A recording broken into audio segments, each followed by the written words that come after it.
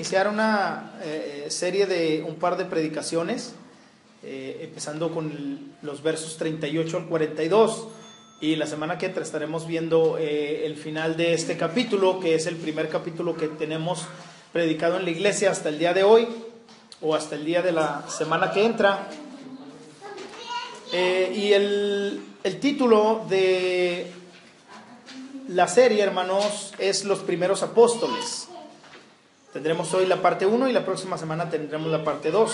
A continuación leeré lo que estaremos meditando el día de hoy, del verso 38 en adelante. Dice: Y volviéndose Jesús y viendo que le seguían, les dijo: ¿Qué buscáis? Ellos le dijeron: Rabí, que traducido es maestro, ¿dónde moras? Les dijo: venid y ved. Fueron y vieron donde moraba, y se quedaron con él aquel día, porque era como la hora 10. Andrés, hermano de Simón Pedro, era uno de los dos que había oído a Juan y habían seguido a Jesús. Este halló primero a su hermano Simón y le dijo: hemos hallado al Mesías, que traducido es el Cristo. Y le trajo a Jesús, y mirándole Jesús dijo: tú eres Simón, hijo de Jonás, tú serás llamado Cefas, que quiere decir Pedro. Esta es, hermanos, la palabra de Dios, y es en lo que vamos a meditar en este momento. Hermanos, comenzamos a ver cómo la predicación de Cristo, y por ende el Evangelio, es el medio principal y fuerte encontrado en la Escritura para la salvación del hombre. He aquí la importancia de la gran comisión de Jesús dada a sus apóstoles antes de ascender al cielo. Dios, hermanos, en su soberanía puede traer a cualquier persona y de cualquier manera a los pies de su Hijo nuestro Salvador como Él quiera.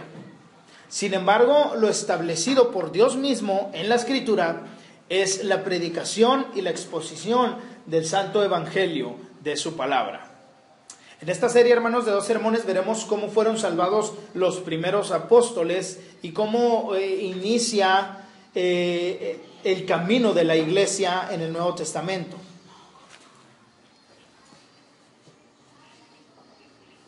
Eran 3 de ellos a los que se les fue anunciado Cristo, y a uno más no se le predicó, pues fue Cristo mismo quien lo llamó. Si contáramos, hermanos, cómo fue cada una de nuestras experiencias de salvación, seguramente que serían diferentes.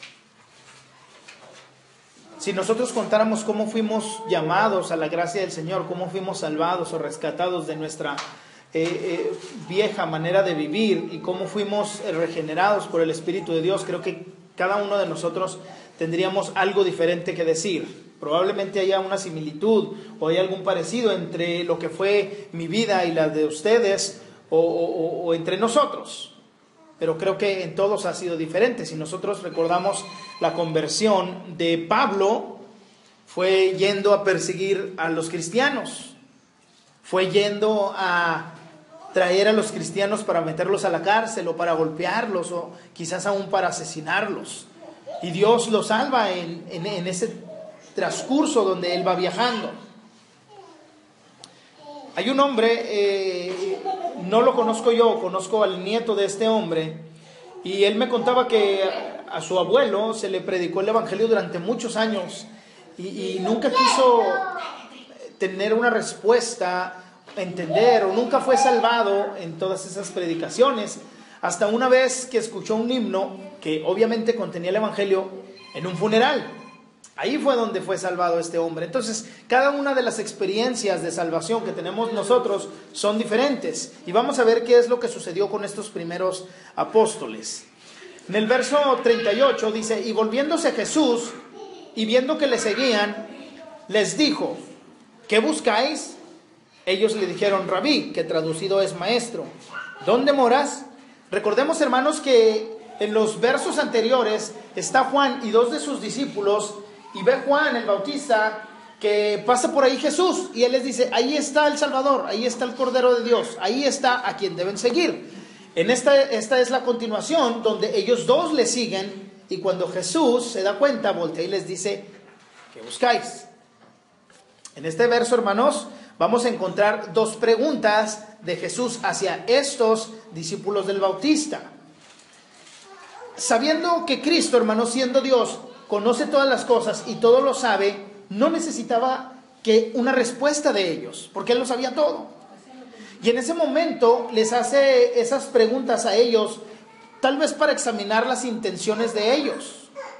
Hermanos, no todas las personas que dicen seguir a Cristo tienen las mismas intenciones. No todas las personas que se hacen llamar cristianos tienen las mismas intenciones. Unos lo hacen meramente por alguna conveniencia de cosas terrenales, ignorando todo lo espiritual. Hay muchas personas también que se dicen ser creyentes, al igual que muchas iglesias que se definen a sí mismo como cristianas, pero llega un punto, hermanos, que al examinarse con las Escrituras encuentran que están muy lejos de ser verdaderos seguidores o de ser la verdadera iglesia de Cristo. La primera pregunta que Cristo les hace es: ¿qué están buscando? Ellos van siguiendo a Jesús. Jesús se da cuenta de esto y no sé si volteó o cómo fue, pero Él les dice: ¿qué están buscando? No para saber lo que ellos querían, pues como ya lo dije, Jesús sabe todo, sino para que tal vez ellos supieran que Jesús sabía que lo seguían y que ellos se dieran cuenta que Él estaba enterado de que lo estaban siguiendo. Hermanos, ¿qué diríamos nosotros si esta pregunta se nos hiciera? ¿Qué buscamos? Si Dios nos dijera a nosotros, ¿qué están buscando? ¿Cuál sería nuestra respuesta? Creo, hermanos, que nuestro seguimiento a Cristo debe ser entera y plenamente sobre las cosas espirituales, sobre la eternidad y obviamente sobre quién es Él, porque Él es Dios. Si a nosotros se nos hiciera esta pregunta, ¿qué están buscando?, tal vez deberíamos responder: estamos buscando agradarte, darte la gloria, glorificarte, ser santificados, ser edificados por ti, Señor. En la respuesta de estos hombres podemos ver la seguridad que ellos tenían en Cristo, la completa confianza de que Jesús era el Hijo de Dios. De otra manera no lo hubieran seguido. Sus palabras, hermanos, declaran y nos dejan ver que ellos estaban realmente convencidos de quién era Cristo. Habían encontrado lo que el Bautista les había predicado. Habían encontrado lo que el Bautista les había preparado, el camino para el Salvador. Ellos inmediatamente lo llaman Rabí, lo cual es maestro, porque así lo dice el Evangelio. ¿Sabían ellos, hermanos, que si alguien de quien iban a aprender y alguien de quien iban a recibir algún conocimiento nuevo era Cristo? Porque era Dios. Lo estuvieron esperando por mucho tiempo, ansiando su llegada. Por más de 400 años que hubo silencio de Dios entre los dos testamentos, ellos esperaron la llegada del Mesías. Y ellos le preguntan: ¿dónde moras? En esta pregunta, hermanos, se encierra el verdadero deseo de todos los creyentes verdaderos. El anhelo de todos aquellos que hemos sido salvados por la gracia del Señor. ¿Dónde moras? ¿Por qué preguntaron eso, hermanos? Ellos querían estar con Cristo. Ellos querían pasar tiempo con Él, que Él les hablara, que Él les enseñara. Querían una comunión con el Salvador. Así como habían ellos creado una relación y una comunión con el Bautista, pues eran seguidores de Él, ahora ellos querían hacerlo con el Salvador, con el esperado. Y la pregunta de ellos va dirigida en ese sentido, con esa intención de irse con Jesús, de seguirlo, de estar con Él.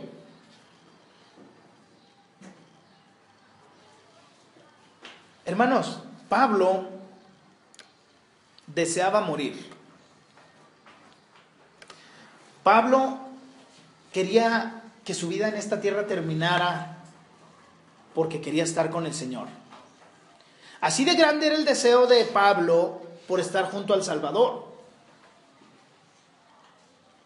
Estos dos hombres querían pasar de ser discípulos del Bautista a ser discípulos ahora de Cristo. Habían dejado atrás a Juan y querían seguir ahora al Salvador. Querían morar con Él. Habían terminado su tiempo de preparación para recibirlo y ahora querían pasar todo el tiempo con Él. Me causa impacto el saber que Pablo quería irse de este mundo para estar con Cristo. Cuando vemos ahora nosotros que personas se les dan noticias como de tienes cáncer, vas a morir durante poco tiempo, y es una noticia terrible, es una noticia devastadora, es una noticia la más triste de sus vidas, que quizás para Pablo hubiera sido la más alegre de su vida. Imaginen el deseo, hermanos, de Pablo de querer estar con Cristo, con su Señor, con su Salvador, de decir, ya me quiero morir. ¿Cuántos de nosotros diríamos, ya me quiero morir para irme con el Señor? Y estos hombres le dicen a Jesús, ¿dónde moras? Queremos estar contigo, queremos seguirte. El verso 39 tiene la respuesta de Jesús. Les dijo, venid y ved. Vengan, vamos a ver. Fueron y vieron dónde él moraba, y se quedaron con él aquel día porque era como la hora 10. Jesús, hermanos, les responde diciendo, vengan conmigo y vean dónde moro. La respuesta, hermanos, de Jesús fue realmente favorable a las expectativas de estos dos hombres. Fue lo que ellos esperaban escuchar. Porque pudo haberlos no invitado, pudo haberles dicho que no lo siguieran y solamente darles una respuesta, o quizás ni siquiera responderles. Pero su respuesta fue lo que ellos estaban ansiando. Jesús sabía, hermanos, de sus intenciones verdaderas y los lleva a donde quiera que fuera ese lugar. No lo sabemos porque no es mencionado, y en realidad creo que no importaría dónde fuera ese lugar, porque lo que ellos querían era la presencia de Cristo, no el lugar donde Él estaba morando. Ellos lo que buscaban era la comunión con el Salvador. Hermanos, una de las promesas más grandiosas, más gloriosas, más esperanzadoras para nuestras vidas es lo que el Salvador, lo que Jesucristo nos dice en este mismo Evangelio, en el capítulo 14. En los versos 1 al 3 dice, no se turbe vuestro corazón. Creéis en Dios, creed también en mí. En la casa de mi Padre muchas moradas hay. Si así no fuera, yo os lo hubiera dicho. Voy pues a preparar lugar para ustedes. Y si me fuere y os preparara lugar, vendré otra vez y los llevaré conmigo mismo, para que donde quiera que yo estoy, vosotros también estén. Cristo nos está dando esa esperanza gloriosa, hermanos, de decirnos, nos está preparando un lugar en la eternidad con el Padre. Y va a venir y nos va a llevar junto con Él y vamos a morar con Él por la eternidad. Esto es algo maravilloso, hermanos. Muchas personas viven con una incertidumbre y un temor de qué será después de que yo muera. Y tantas preguntas que se han hecho acerca de esto y explicaciones que son vanas. De decir, ¿qué hay después de la muerte? Para nosotros está la vida eterna, está la comunión con Cristo y con el Padre, con el Salvador, pues el Señor nos lo está prometiendo. Esto, hermanos, debería de traer paz a nosotros, debería de traer consuelo, seguridad, confianza en nuestros corazones. El saber que al final de la vida terrenal estaremos en plena comunión con el Señor. O que quizás, no sé, Él vendrá antes y nos llevará a morar con Él por la eternidad. Cualquiera que fuese las dos formas, ya sea que venga Él antes de que muramos o nosotros muramos, vamos a ir con Él. Ellos fueron entonces, hermanos, con Cristo y permanecieron con Él. Como lo decía anteriormente, no sé si eran las 4 de la tarde de acuerdo al horario judío o si eran las 10 de la mañana de acuerdo al horario del Imperio Romano. Pero lo más probable es que, de acuerdo a la continuación de la narración del evangelista, eran las 10 de la mañana. Habría más tiempo de encontrar a los siguientes apóstoles o discípulos que vienen a continuación en la narración. Y no sabemos por qué Juan, hermanos, que es el escritor y es el otro discípulo del Bautista, menciona la hora. No sé si su experiencia tan extraordinaria de encontrar al Salvador y estar con Él quedó tan marcada que Él menciona la hora. No lo sabemos por qué, pero Él lo menciona. En el verso 40 y 41 dice: Andrés, hermano de Simón Pedro, era uno de los dos que habían oído a Juan, al Bautista, y habían seguido a Jesús. Este halló primero a su hermano Simón y le dijo: hemos hallado al Mesías, que traducido es el Cristo. Aquí encontramos, hermanos, el primer nombre de esos dos discípulos que siguieron a Cristo: Andrés.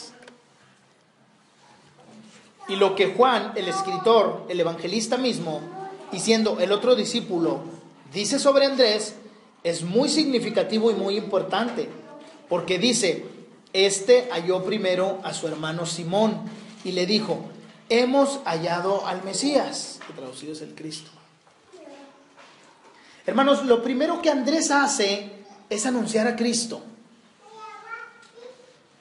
Y vemos cómo fue en un instante. Juan les dice: ahí está el Salvador, van y lo siguen. Les pregunta a Jesús: ¿qué buscan? Ellos le dicen: ¿dónde moras? Se van con él. ¿Y qué es lo primero que hace Andrés? Anunciar a Cristo.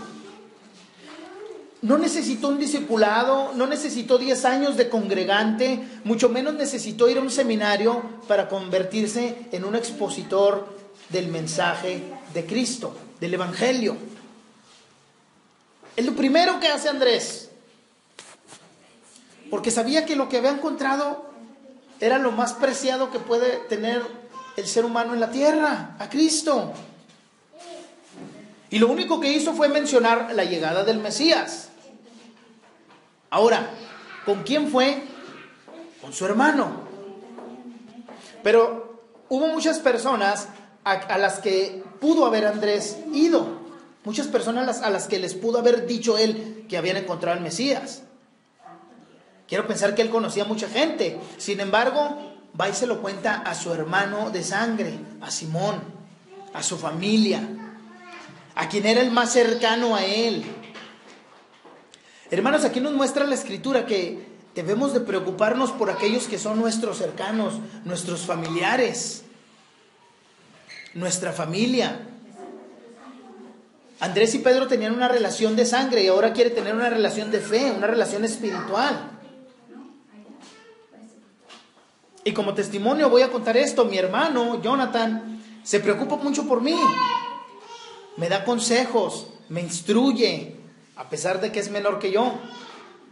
Él tiene más experiencia dirigiendo una congregación, exponiendo la Escritura, enseñando, y él me da muchos consejos, me ayuda. Y le agradezco a Dios por su vida, porque es como ese Andrés que se preocupó por su hermano Simón. Vemos entonces, hermanos, cómo Andrés no necesitó de nada para ir y evangelizar a su hermano. No necesitó nada para hacer lo que dice Pedro mismo en su carta, para anunciar las virtudes de aquel que nos llamó de las tinieblas a su luz admirable, Cristo. Fue lo único que hizo. El fruto, hermanos, de Andrés fue inmediato. No pasó mucho tiempo para que trajera a un hombre a los pies de Cristo. Fue un fruto inmediato. Aunque debo mencionar, hermanos, que el hecho de que nosotros, ahora que somos una congregación y aunque tenemos mucho tiempo, no tengamos un fruto inmediato de evangelización o en el crecimiento de la iglesia, no quiere decir que estemos haciendo algo mal o que realmente no lo estemos realizando. Gracias a Dios por estos dos hombres que están aquí y porque Rob ha tenido en su corazón el anunciar a Cristo igual que lo hizo Andrés. Pero esto, hermanos, no quiere decir que estemos haciendo las cosas mal, porque esto o en esto se manifiesta la soberanía y la voluntad absoluta de nuestro Dios. Nunca las personas van a ser traídas a los pies de Cristo por nuestros esfuerzos, por nuestro conocimiento de la Escritura o por nuestro testimonio. Nunca. Aunque es claro, hermanos, que todas estas características deben estar en nosotros como creyentes, deben ser marcas significativas en nosotros como creyentes. Debemos esforzarnos para atraer personas a Cristo. Debemos tener el conocimiento de la Escritura para llevarlo a aquellas personas que no conocen a Dios. Debemos tener un buen testimonio delante de los demás para que ellos puedan ver que somos unas nuevas criaturas. Pero el orden divino, hermanos, es lo que determina quiénes van a creer. Como lo dice Lucas en el capítulo 13 de el libro de los Hechos, cuando predicaba Pablo a los gentiles, dice que el pasaje dice que salió a ellos casi toda la ciudad. Entonces, aun cuando Lucas está usando aquí una exageración o una hipérbole, que quiere decir algo maximizado, que no es real, quiero pensar que de acuerdo a lo que dice Lucas, había muchísima gente con Pablo y con Bernabé. Y dice el pasaje que creyeron los que estaban ordenados para vida eterna. Dentro de toda esa multitud que estaba ahí, solamente creyeron los que estaban ordenados para vida eterna. No quiere decir que la predicación de Pablo fracasó, porque no todos creyeron. La predicación de Pablo fue la verdad, presentó el evangelio y presentó a Cristo a todas esas personas, pero creyeron los que Dios decidió que creyeran. Y lo que viene a continuación me llama mucho la atención porque tiene que ver con lo que estoy diciendo. Dice, cuando encuentra entonces Andrés a su hermano, le dice, hemos hallado al Mesías. Andrés va con Cristo, Andrés y Juan van con Cristo, y inmediatamente Andrés va y le dice a su hermano Pedro, hemos hallado al Mesías. ¿Qué declaración más grande, hermanos, la que fue pronunciada por Andrés? Qué dichoso fue él en haber dicho estas palabras.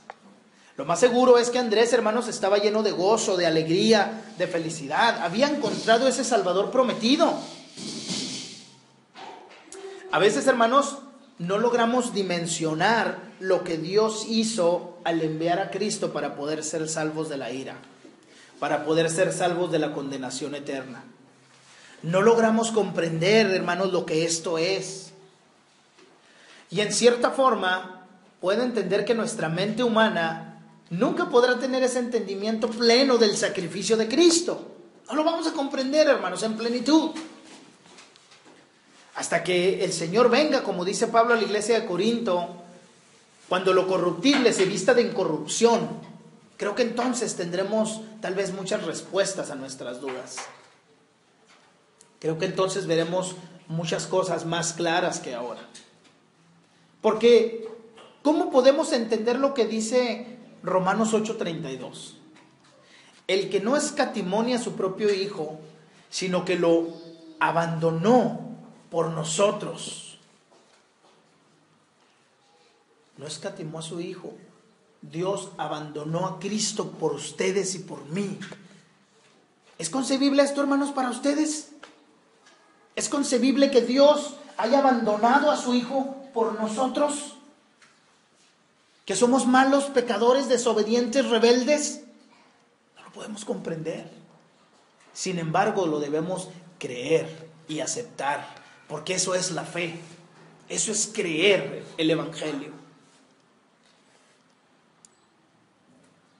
Todo esto que estoy diciendo, hermanos, y mencionando, no lo entendemos en la salvación. Pero sí entendemos que Andrés viviera ese gozo de saber que había llegado a él quien lo iba a salvar. Si entendemos que ese gozo, hermanos, que sentía Andrés, lo hemos sentido y experimentado nosotros.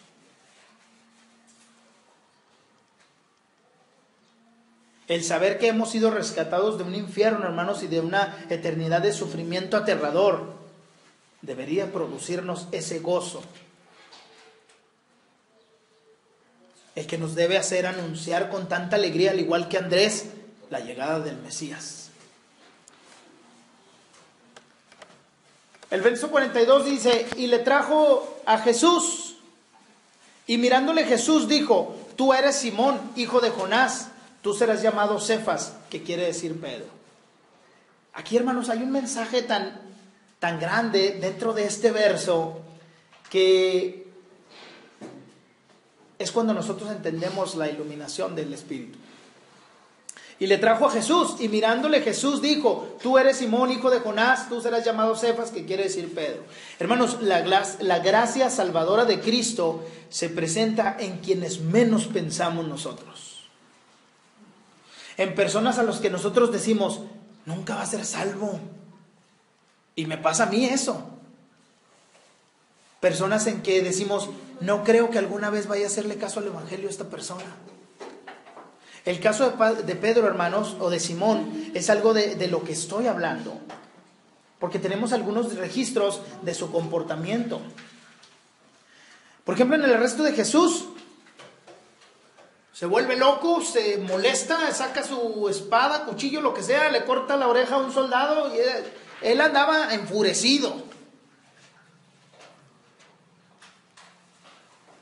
Esto, como decía, tal vez se debía a su temperamento, a su vida asociada con la secta de los judíos llamados los celotes, quienes eran rebeldes hacia el imperio romano. No conocemos la vida de Pedro, pero para lo que nosotros vemos, Pedro no era tan muy buena persona. A lo que quiero llegar con esto, hermanos, es que Simón o Pedro no era alguien a quien tal vez se le pudiera convencer tan fácilmente de seguir a Jesús. Porque no tenemos ningún registro de lo que sucedió cuando Andrés fue y le habló. Solamente dice que lo halló y lo llevó a los pies de Jesús. Pero imaginemos cómo era Pedro, hermanos. ¿Ustedes creen que era tan fácil llevarlo a los pies de Jesús solo con decirle: he encontrado al Mesías?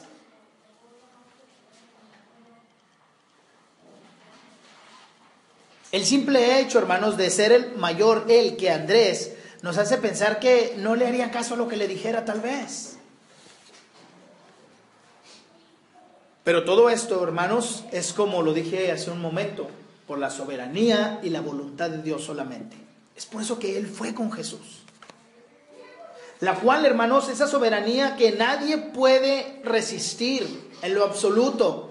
Aun cuando se piense o se crea que existen personas que rechazan la gracia de nuestro Salvador, cuando Dios salva a una persona es simplemente porque Él lo quiere y así lo decide y así va a ser. Y nadie puede resistir a su voluntad. En este verso, hermanos, hay algo mucho más allá de lo que nosotros podemos ver a simple vista en la lectura. Aquí se hace mención de 3 nombres diferentes. Desde que Simón llega con Jesús, Él le dice: tú eres Simón. Esto, hermanos, creo que ya debió ser un motivo para llamar la atención de Simón. Nunca había visto a Jesús, ni Jesús lo había visto a él. El hecho de que lo llamara por su nombre debió de haber tenido algún efecto en Simón. Y de haber dicho: bueno, ¿cómo él sabe quién soy yo? Me está llamando por mi nombre. Nunca lo he visto, ni él me ha visto a mí. Vamos a analizar estos 3 nombres, hermanos. Primero, Jesús le llama por su nombre, Simón. Este nombre, hermanos, tiene el significado de escuchar y obedecer. En el capítulo 10 de la carta a Roma, Pablo le dice a la iglesia, o le habla a la iglesia acerca de la predicación y de la evangelización. Y hace unas preguntas Pablo y dice en el verso 15 en adelante: ahora bien, ¿cómo invocarán a aquel en quien no han creído? ¿Y cómo creerán en aquel de quien no han oído? ¿Y cómo oirán si no hay quien les predique? Así que la fe viene como resultado del oír el mensaje. Y el mensaje que se oye es la palabra de Cristo. Y el nombre de Simón significa escuchar y significa obedecer. Simón solamente escuchó a su hermano Andrés decir: hemos hallado al Mesías. Y su fe fue producida por el anuncio de su hermano, porque le estaba presentando el evangelio, simplemente con decir hemos encontrado al Mesías. El primer nombre entonces, hermanos, que encontramos ahí era muy importante, porque lo que se deriva a continuación se relaciona con Simón. Después Jesús le dice que es hijo de Jonás, o mejor dicho, hijo de Juan, porque son el mismo nombre. Este era el nombre del padre de Simón o de Pedro. Y vimos, hermanos, en los sermones pasados que este nombre, que era el del Bautista, significa regalo de Dios o gracia. La salvación es un regalo de Dios. Y es la gracia lo que viene con Cristo. El regalo que no merecemos por ser pecadores. Hermanos, ¿creen ustedes que Simón recibió salvación al estar frente a Cristo ahí? Sí. Porque, como acabo de leer anteriormente, la fe es la consecuencia de escuchar el evangelio. Andrés le dijo, hermano, hemos hallado al Mesías. Le predicó el evangelio con esas simples palabras. El escuchar el evangelio produjo fe en él, y fue porque fue a Cristo. De modo que cuando él va a Cristo, él ya es salvo. Por supuesto que sí. Su nombre dice que escuchó y obedeció a lo que su hermano Andrés le dijo. Y ahora Cristo le reafirma diciendo, eres hijo de Juan, o sea, eres hijo del regalo de Dios o de la gracia de Cristo. No sé qué estaría pasando por la mente de Simón, hermanos. No sé cómo él estaba al estar escuchando todo esto, porque primero le dice Simón y luego le dice, eres hijo de Jonás. ¿Y él cómo sabía todo eso? No sé qué estaba pasando en su mente, pero sí sé, hermanos, qué estaba pasando o qué había pasado en su corazón siendo regenerado y siendo bautizado por el Espíritu Santo, como lo dice el Bautista unos versos anteriormente. Cristo, ese es el que bautiza con el Espíritu Santo, en el verso 33. Finalmente, hermanos, le dice, tú no vas a ser más Simón, sino que ahora te llamarás Cefas, que es lo mismo que Pedro. Y en su primera carta, hermanos, Pedro mismo hace referencia a su nombre, porque dice en el capítulo 2, versos 4 y 5, acercados a él, piedra viva, desechada ciertamente por los hombres, hablando de Cristo, mas para Dios escogida y preciosa. Vosotros también, como piedras vivas, sed edificados como casa espiritual y sacerdocio santo, para ofrecer sacrificios espirituales aceptables a Dios por medio de Jesucristo. Pedro le está llamando a cada uno de los hermanos individualmente piedras vivas. Y Jesús le dice, ya no vas a ser Simón, ahora vas a ser una piedra.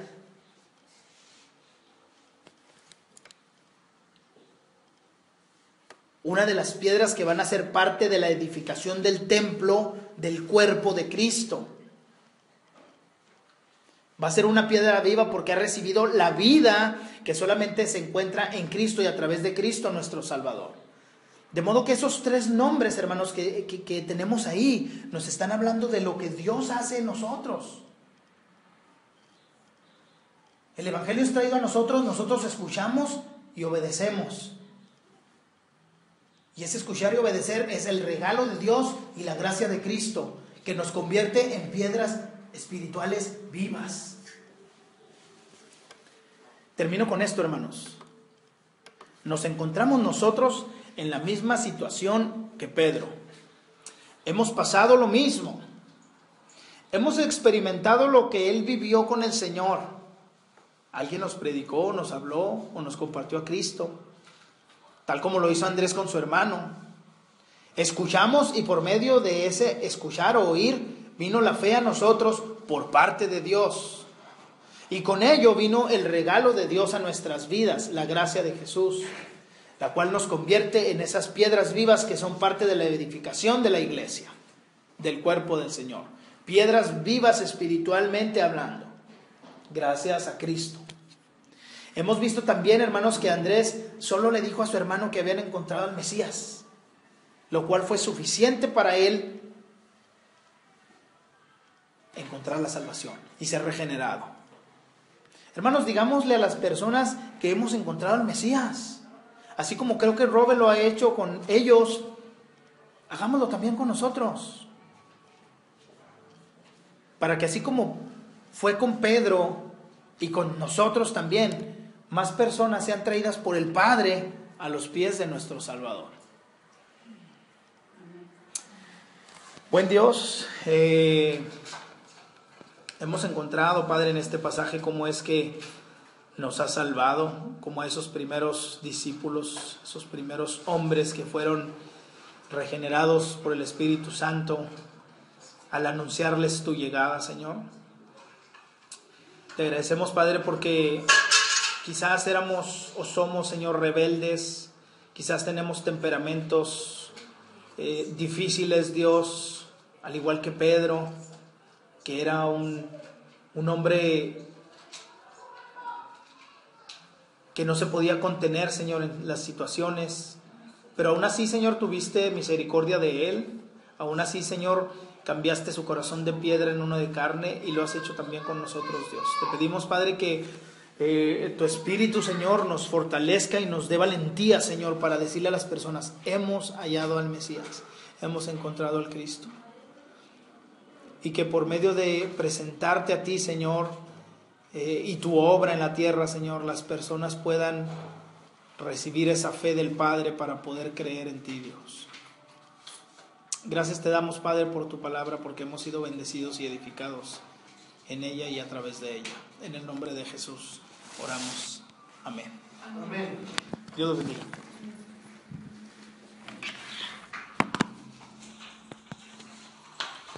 Dios bendiga la vida de nuestro pastor.